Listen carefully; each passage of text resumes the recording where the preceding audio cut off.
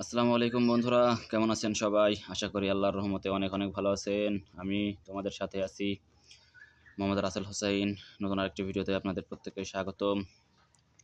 তো আজকে আমরা শিখব পর্যায় সারণীর প্রথম 20টি মৌলের ভর সংখ্যা মনে রাখার শর্টকাট ট্রিক্স।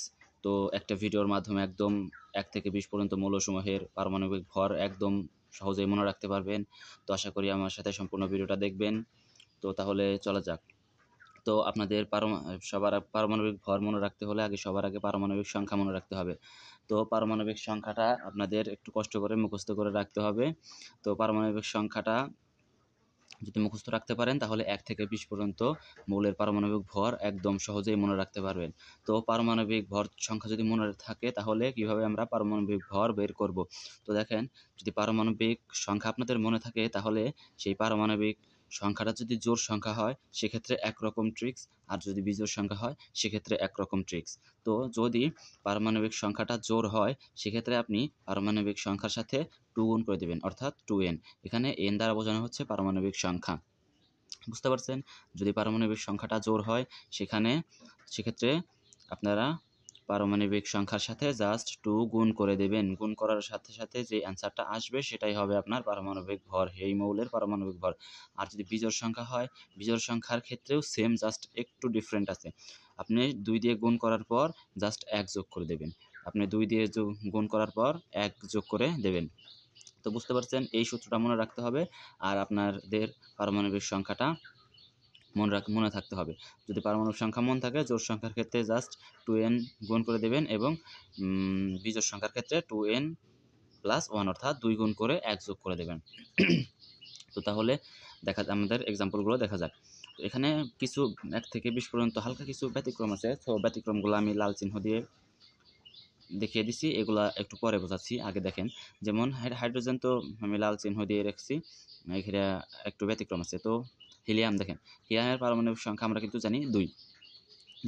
দেখুন, তাহলে যেহেতু হিলিয়ামের পারমাণবিক সংখ্যা জোড়, তো সেক্ষেত্রে জোড়ের ক্ষেত্রে কি করতে হবে আমাদের? দেখেন, জোড়ের ক্ষেত্রে আমাদের কি করতে হবে? 2 গুণ করতে হবে, 2n অর্থাৎ 2 গুণ করতে হবে। তাহলে যেহেতু হিলিয়ামের পারমাণবিক সংখ্যা 2, তাহলে 2 যদি গুণ করি তাহলে কত হয়ে যায়? 4। এই দেখেন, পারমাণবিক ভর কিন্তু 4।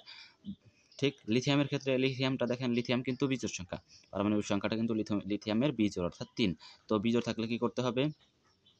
বিজোড় থাকলে কিন্তু আমাদের 2 গুণ করে তারপর তার সাথে 1 যোগ করতে হবে।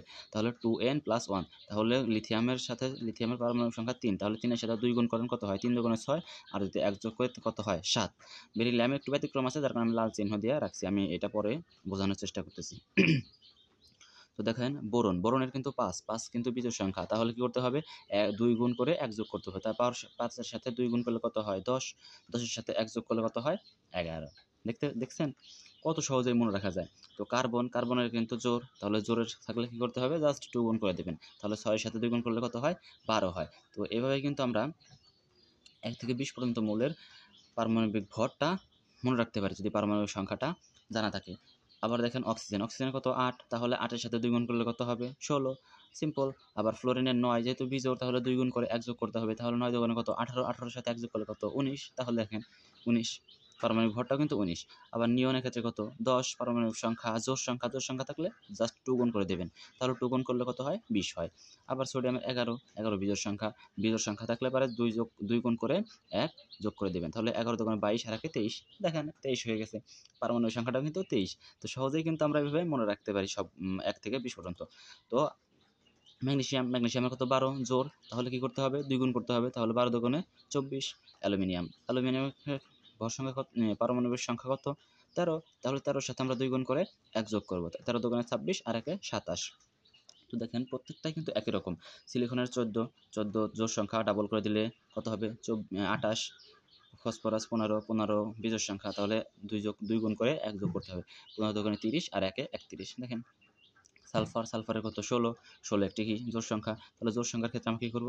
জাস্ট ডাবল করে দেবো, অর্থাৎ 2 গুণ করে দেবো, তাহলে 16 দুগুণে 32। তো দেখেন ক্লোরিন কত? 17, তো ব্যতিক্রম, আর কোনো ব্যতিক্রম। পটাশিয়ামের কত? 19। 19 কি বিজোড় সংখ্যা, তাহলে বিজোড় সংখ্যার ক্ষেত্রে কী করতে হবে, 2 গুণ করে 1 যোগ করতে হবে। তাহলে 19 দোকানে 38, 38-এর সাথে 1 গুণ করলে 1 যোগ করলে হয় 39। আর ক্যালসিয়ামের কত 20, জোড় সংখ্যা 20 দোকানে 40।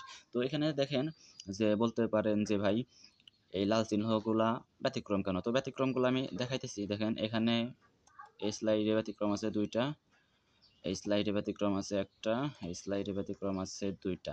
এই মোট 5টা মৌল 1 থেকে 20 পর্যন্ত ব্যতিক্রম আছে। তো ব্যতিক্রমগুলোও কিন্তু আপনি চাইলে মনে রাখতে পারবেন। তো ব্যতিক্রমগুলো কি? ব্যতিক্রমগুলো মনে রাখার জন্য আবার একটা সূত্র ইউজ করতে পারি। তো সূত্রটা কি? ব্যতিক্রম হলো নাইট্রোজেন আর ক্লোরিন। আপনি যদি এই লাইনটা মনে রাখতে পারেন তাহলে কিন্তু আপনার এই যে 5টা ব্যতিক্রম আছে, এই 5টা ব্যতিক্রম কিন্তু মনে রাখতে পারবেন। তো ব্যতিক্রম হলো নাইট্রোজেন আর ক্লোরিন। তো ব্যতিক্রম দিয়ে আমরা মনে রাখতে পারি বেরিলিয়াম, আর হলো দিয়ে রাখতে পারি আমরা হাইড্রোজেন আর নাইট্রোজেন। তো নাইট্রোজেনই। আর্গন দিয়ে মনে রাখতে পারি আর্গন, আর দিয়ে মনে রাখতে পারি আর্গন, ক্লোরিন দিয়ে মনে রাখতে পারি ক্লোরিন। তো জাস্ট আপনি এগুলার পারমাণবিক সংখ্যা মনে রাখা মানে মুখস্থর সাথে সাথে জাস্ট একটু করে আপনি ক্লোরিন প্রায় সেম হয়, বাট মনে রাখবেন ক্লোরিন 17 দুগুণে 34, 1 যোগ করলে হয় 35, কিন্তু এর সাথে আরও 0.5 যোগ করা হয়েছে। তো এখানে হয় 35.5। আর আর্গনেরটা একটু মনে রাখবেন কষ্ট করে, আর্গনের পারমাণবিক ভর হলো 40। আর ব্যতিক্রম কি? আর আছে নাইট্রোজেন। নাইট্রোজেনের বিজোড় হওয়া সত্ত্বেও এখানে 2 গুণ করার মতো একটা সিস্টেম হয়, বাট কিন্তু এটা একটু ব্যতিক্রম। মনে রাখবেন যে নাইট্রোজেনের পারমাণবিক সংখ্যা 7 এবং পারমাণবিক ভর 14। আর কি? আর হাইড্রোজেন তো এক, এটা আমাদের এমনি মনে থাকবে।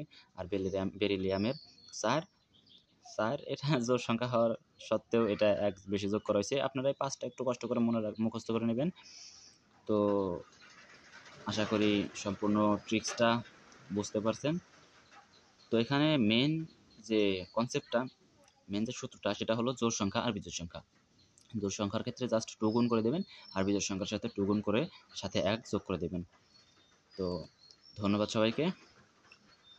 আল্লাহ হাফেজ।